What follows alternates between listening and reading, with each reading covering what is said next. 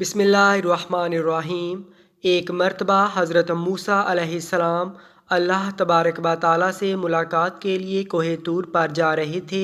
एक जगह आप अलैहिस्सलाम को पत्थर से रोने की आवाज़ आई तो इससे पूछा कि तू क्यों रो रहा है।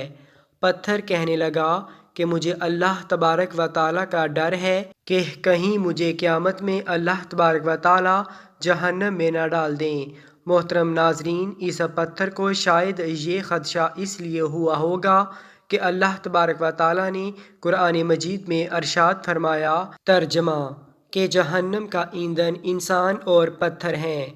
लिहाजा इस पत्थर ने कहा कि कहीं ऐसा तो नहीं कि अल्लाह ताला मुझको भी जहन्नम में डाल दें कि अगर मैं भी उन जहन्नमी पत्थरों में रहा तो मेरा हशर भी बुरा होगा। इस बात को याद करके मैं रो रहा हूँ। और कहने लगा कि आप अलैहिस्सलाम अल्लाह ताला के पैगंबर हैं और कोहे तूर पर अल्लाह ताला से मुलाकात व मुनाजात के लिए जा रहे हैं। आप अलैहिस्सलाम मेरे हक़ में सिफारिश कर दीजिए। हज़रत मूसा अलैहिस्सलाम ने उसे तसल्ली दी और कहा कि मैं इस वक्त अल्लाह के दरबार में जा रहा हूँ, अल्लाह से दुआ करके तेरी बख्शिश करवा दूँगा। हज़रत मूसा अलैहिस्सलाम कोहे तूर पर पहुँचे, अल्लाह से बातें करने लगे। इन बातों के दरमियान हज़रत मूसा अलैहिस्सलाम इस पत्थर को भूल गए। मोहतरम नाजरीन, आप देखिए अल्लाह की रहमत और इस पर कुर्बान जाइए कि जब वापस होने लगे तो अल्लाह ने कहा कि ए मूसा, तुम इस पत्थर को भूल गए, क्या तुमने इससे सिफारिश का वादा नहीं किया था। हज़रत मूसा अलैहिस्सलाम ने अर्ज़ किया कि ए अल्लाह, वाकई मैं भूल गया, आप जलाशाना सब कुछ जानते हैं। अल्लाह तबारक व ताला ने फरमाया कि जाओ उससे कह दो कि हमने इसकी मग़फ़रत कर दी और इसको बख्श दिया और दीगर पत्थरों के साथ उसको जहन्नम में दाखिल नहीं किया जाएगा।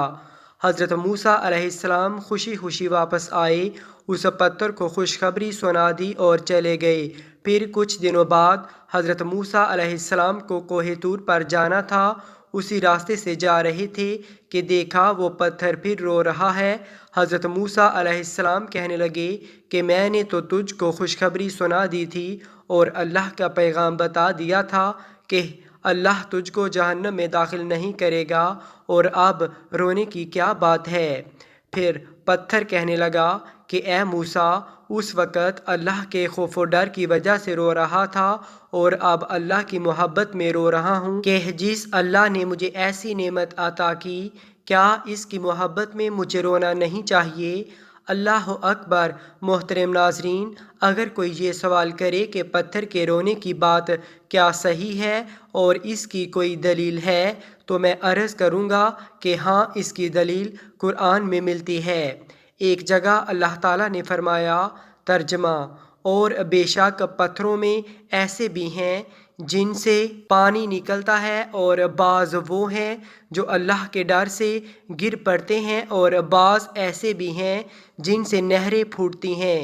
हज़रत मुजाहिद रहमतुल्लाह अलैह इसकी तफसीर में फ़रमाते हैं कि जो भी पत्थर ऐसे होते हैं जिनसे पानी निकलता है या वो ऊपर से लढ़क कर गिर जाते हैं या जिनसे नहरें और चश्मे उबलते हैं, वो दरअसल अल्लाह के खौफ का नतीजा होता है।